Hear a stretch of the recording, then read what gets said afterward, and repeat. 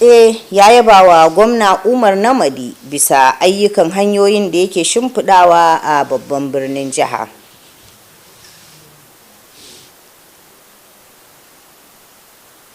Hukumar 'yan sandan ƙasa reshen jihar Jigawa ta yi nasarar cafke wa'yansu mutum biyu, ɗaya da ake zargi da kisan kai, ɗaya kuma da fashi da makami.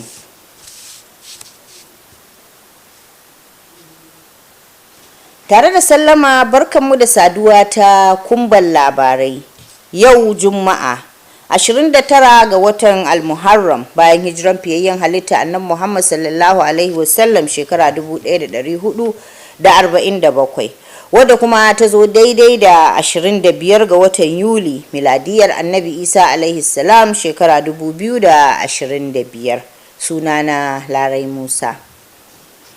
Biyo bayan kaddamar da ayyukan hanyoyi da jakadan kasar Qatar a Najeriya Aliyu bin Al-Harjir ya gabatar a nan birnin Dutse, shugaban karamar hukumar ta Dutse Dr. Siba Abdullahi ya yaba wa gwamnan jihar Jigawa a madadin mazauna Dutse da 'yan asalin garin bisa ga ayyukan da yake shimfiɗawa na miliyoyin nairori. Wakilinmu Awal Muhammad na da ci gaban rahoton. Ayyukan hanya da magudanar ruwan wanda yake jikin gidan talabijin na Nta Dutse wanda ya tafi har kan Ibrahim Aliyu bypass wanda aka sa wa suna Qatar Street, da kuma wani titi da ya tashi daga junction ɗin Yalwawa zuwa jami'ar tarayya da ke Dutse gefen hanyar Madobi, duk an kaddamar da su, wanda baki ne daga ƙetaren ƙasar Qatar suka kaddamar. Shugaban karamar hukumar Dutse Dr. Sibo Abdullahi ya ce suna alfahari da gwamna Malam Umar Namadi saboda inganta harkoki da kuma daga darajar Dutse babban birnin jihar Jigawa a idan duniya. Jajircewa na irin na His Excellency Malam Umar Namadi, idan ka ɗau assessment na harkar hanyoyi kadai, ba iya wayannan biyun ne suke ba a Dutse.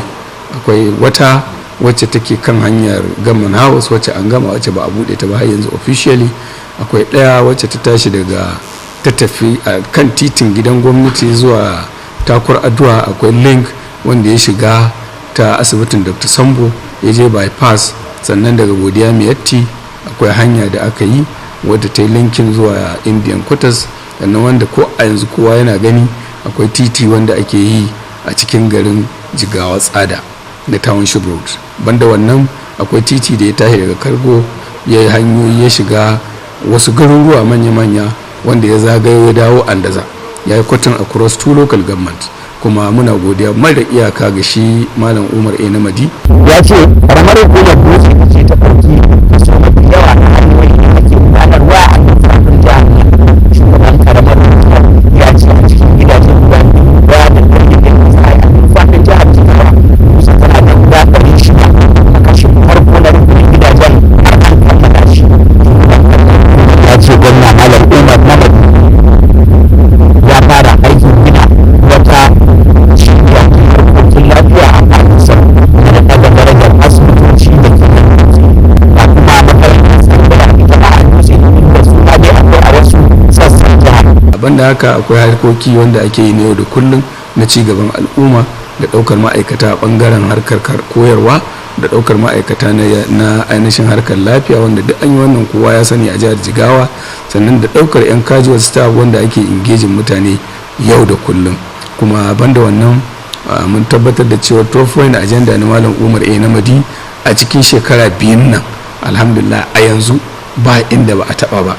Shugaban karamar hukumar ya ce yawa makarantar gwamnatin jiha ta ɗauke shi domin ganin cewar ana samun ci gaba a fannoni daban-daban. Shugaban karamar hukumar ya yi bayani. Ƙarshen rahoton kenan. Awal Muhammad Kazaure a labaran Nta. Rundunar 'yan sanda a jihar Jigawa ta yi nasarar cafke wani mai shekara 20 bisa zargin da ake mishi na yin fashi da makami, sannan kuma ta sake cafke ɗan shekara 40 wanda ake zargin shi da yin kisan gilla.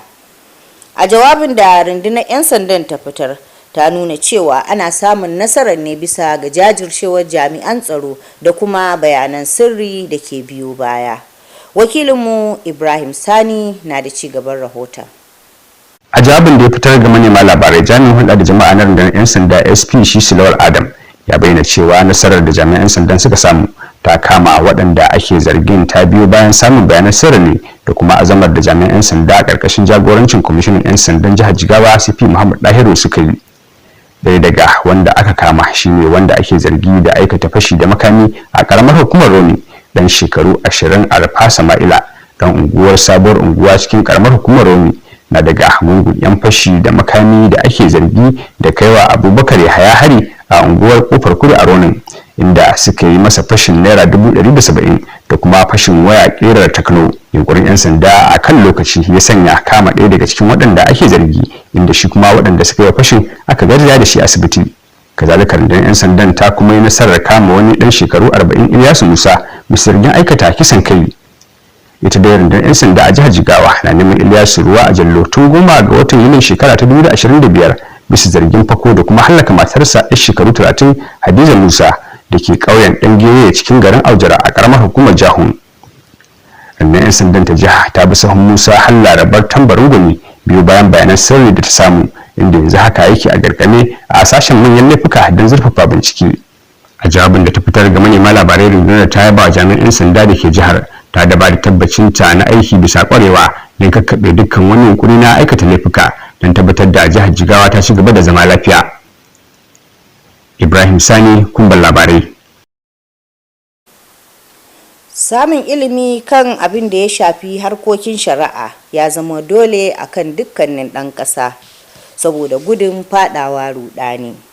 Wannan shine abin da ƙwararrun masana shari'a suka tattauna, ganin cewa sun bayyana wa al'umma cewa rashin sanin doka ba hujja ba ne, in ji wakiliyarmu Hauwa Hallar Haruna.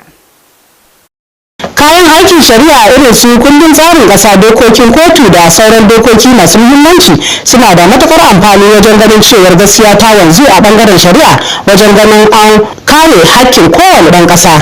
Duk da muhimmancin wannan dokoki, amma za ka ga da yawan mutane ba su san da waɗannan tanade-tanade ba, wanda hakan ya bar wani gibi a wajen wayar da kai a bangaren shari'a. A Dutse, wani ma'aikacin shari'a barista Hamza Biliya ya ce sanin waɗannan dokokin shari'a za su ba mutane damar sanin hakkin ɗan adam da kuma kalubalantar duk wani tawayen haƙƙi da za a yi. Fundamental human right an riga an spelled out ɗinsa a constitution. Chapter 4 na constitution ya kawo ainihin rights ɗin da wannan ɗan adam ya samu, kuma shi wannan right ɗin fa ba wai cewa constitution ɗin ita fara ba mutum ba, a Allah ne tun farko Allah ya ba mutum.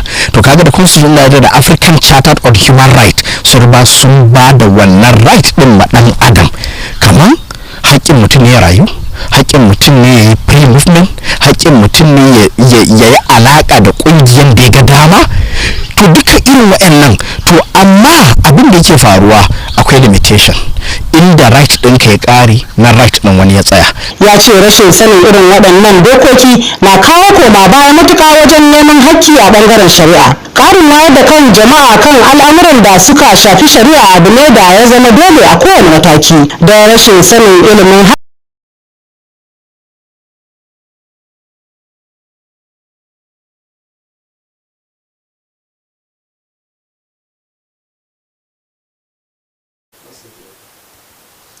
Dubbunan 'yan uwa da abokan arziki ne suka hallara a babban masallacin Dutse yayin da aka gudanar da shaidar ɗaurin aure tsakanin ango Ibrahim Usman da kuma amaryar shi Fatima Adamu, waɗanda 'ya'ya ne ga Alhaji Basiru da kuma Alhaji Adamu Sale. Wakilinmu Ali Adamu yana daga cikin shaidun ɗaurin auren, ga kuma rahoton da ya haɗa mana. Ɗaurin auren ya gudana ne bisa koyarwa addinin musulunci. Limamin masallacin Imam Salihu Ibrahim shine ya jagoranci ɗaurin auren. Wakilin amarya ya karɓi sadaki da aka amince da shi a matsayin ciko na sharuɗan ɗaura auren. Iyayen ma'auratan, abokai da dangi ciki har da wakilin amarya Alhaji Hussein Dalhatu sun taya sabbin ma'auratan murna tare da ba su shawarwari na zaman lafiya da jituwa a tsakaninsu, inda kuma suka jaddada mahimmancin amana da kaucewa shishigi daga wasu a cikin zamantakewar aure. Ina ba su shawara su duba addini, shi aure ba soyayya ba ce, ibada ce. So ina son su cika wannan ibada tunda su suka zaɓi juna, ba wani ne ya zaɓan musu ba. So ina roƙon Allah ya ba su zaman lafiya, ya sa yadda aka fara da bismillah sai dai alhamdulillah. Ina ba su shawara su yi haƙuri da juna, su yi da haƙuri da juna, su yi zaman lafiya. Allah ya zama da su lafiya, Allah ya sa musu albarka, Allah ya taimaka. An kuma gudanar da addu'o'i na musamman domin samun zaman lafiya a cikin auren da kuma zaman lafiya da haɗin kan a faɗin ƙasa baki ɗaya. Aladan labaran NTA. To duka-duka da nan muka kawo ƙarshen labarin namu. Muna wa amarya da ango fatan zama lafiya. Mu kwana lafiya, Allah ya ba mu alherinsa.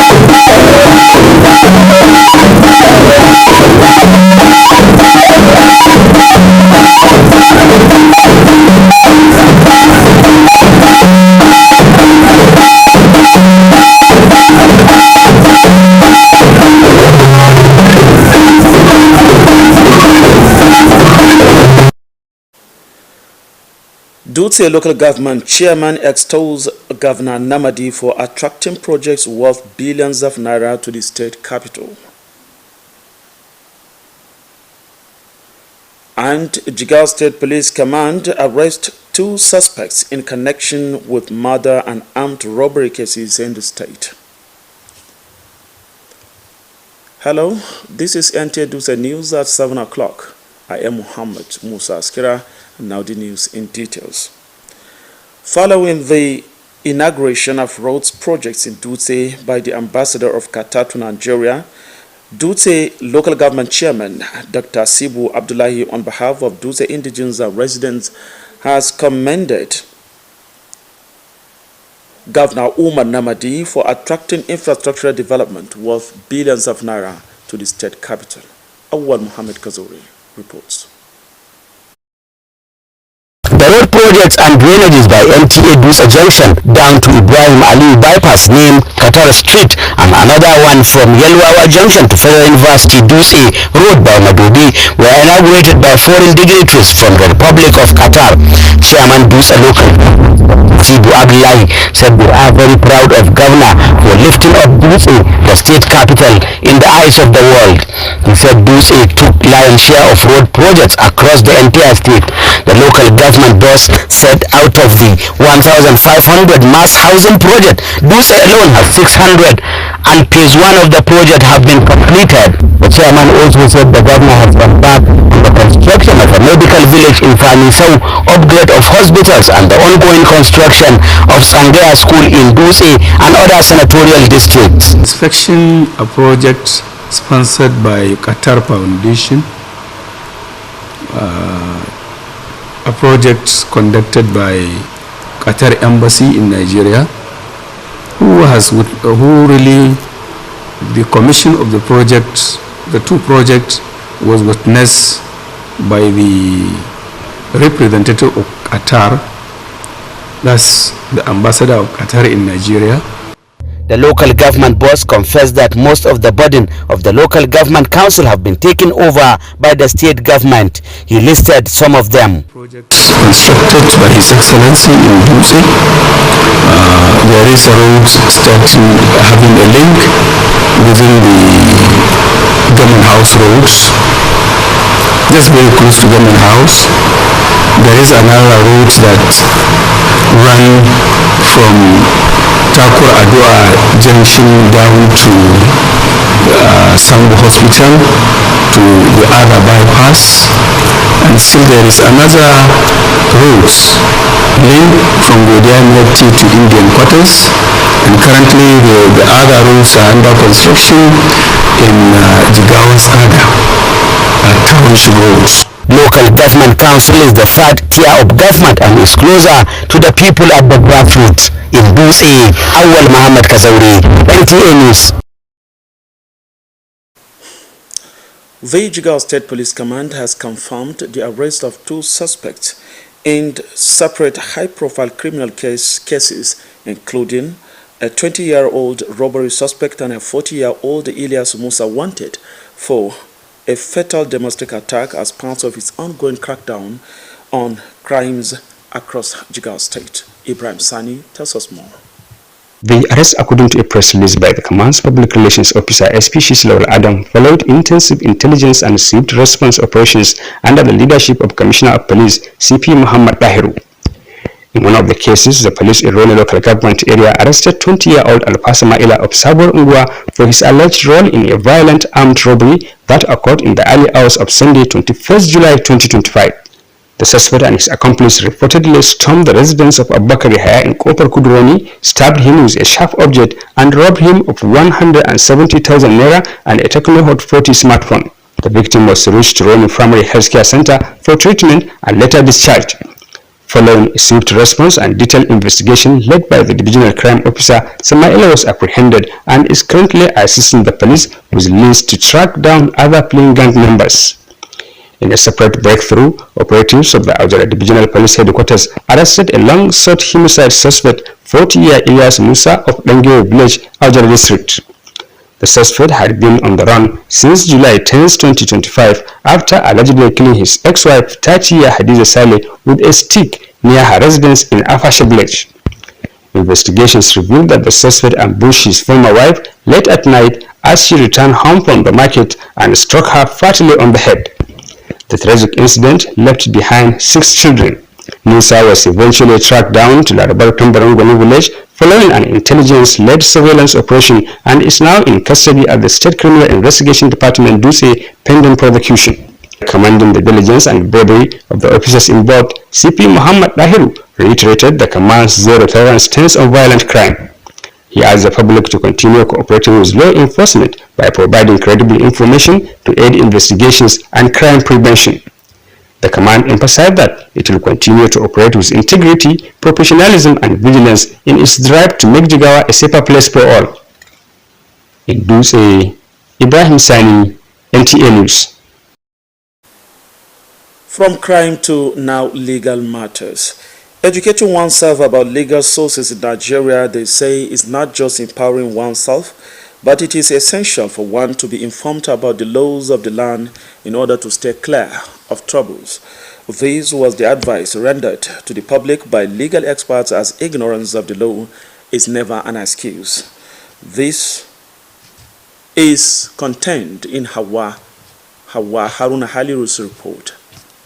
Legal resources such as constitutions, court regulations, and other fundamental documents are essential tools that guide and uphold judicial processes. These resources not only define framework of the law, but also empower and protect the rights of every citizen. Despite their importance, many people remain unaware of them, leaving a critical gap in public legal awareness. In this, a legal practitioner, Barrister Hamza Bulia, emphasizes that access to and understanding of legal resources equip individuals with the ability to assert their rights, challenge unlawful behavior, and contribute meaningfully to justice. Legal resources are there, the books are there, documents are there. You may listen to some programs in radio, in television, in order to know some of the things that are legally right and the things that are legally wrong. For you to what? To discharge your responsibility as a citizen and also look or ask government to do its obligation. He further explained that ignorance of basic legal rights often leads to vulnerability, exploitation, and reluctance to seek justice when wronged. Raising legal awareness is crucial at every stage of life. Lack of knowledge about the law can lead to poor decision-making, missed opportunities, and unintended harm. ignorance of law does not excuse. That is, ignorantia juris non excusat. Therefore, knowing or having or laying your hand on some legal resources will empower individual to know their rights and to know what is good and what is bad. Educating oneself about legal resources is not just empowering, it is essential. From Dutse, Hawa Halera Haruna, NTA News. From crime to legal matter and now to marriage, which is the genesis of human breedings on the earth. Now, to this effect, hundreds of relatives, friends and well-wishers gathered at the Dutse Central Mosque to witness the wedding fatia between Ibrahim Usman and his bride Fatima Adamu, children of Alhaji Basiru and Alhaji Adamu Saleh, respectively. Ali Adamu was there for Nta Dutse. The wedding solemnization was officiated by the Imam Saleh Ibrahim following the traditional Islamic rites. The representative of the bride received the agreed dowry as part of the contractual obligation of the marriage. Parents, friends and family members, including the bride's representative Alhaji Hussein Al-Hatu, congratulated the newlyweds and advised them to remain committed to each other, emphasizing the importance of trust and avoiding third-party interference in their marital affairs. I hope they will consider the marriage. The Islamic way of our marriage is for both of them to be faithful to each other, and I pray to God to give them peace in their marriage. I seriously advise them to stay peaceful, to be peaceful to each other and be tolerant to each other. That is the way of staying in life, especially for the marriage. Special prayers were offered for a blissful union and for peace and unity across the nation. In Dutse, Ali Adam, NTA News. We wish the newly wedded couple the best of luck, happiest married life, as we wish also the parents while striving to put this together. Thank you very much. This is much we can take for tonight. Join us tomorrow for more on the Nta Dutse News at 7 o'clock. I am Muhammad Musa Askira. Good evening. Jigawa City Star, sabuwar duniya ga masu neman hutawa da nishadi. A tafarin hoton na Jigawa City Star da ke Dutse, gashi akan Dutse an gina shi da Dutse, kuma a cikin garin Dutse babban birnin jihar Jigawa. Muna da dakuna 62 a wurin da zaka shakata ka wala, ka zagaya ka wata ya ka dawo ka ji tamkar kana gidanka. Muna da dakuna manya da kanana, ga na'urar sanya daki, sannan ga tauraron dan adam, ga duniya kana da kwanci a dakin ka. Ga hasken wutar lantarki kullum ba yankewa. Zo mu nuna maka karamci, ma'aikatan ba su gajiya wajen yin tattali tare da mutunta bakin mu. Ka zo ka kwashi lagwada, akwai mu da makekin ɗakin taro da ke ɗaukar nauyin kowane irin taron jama'a komai yawan su, da kuma wurin cin abincin mu don tabbatar da liyafa na dukkanin kayayyakin tantatambe. Haka zalika akwai mu da wurin motsa jiki na wasan kwallon tennis cikin kyautata lafiyar bakin mu, da kuma wurin wanka na ninkaya wato swimming pool. Jigawa City Star, sabuwar duniya ga masu neman hutawa.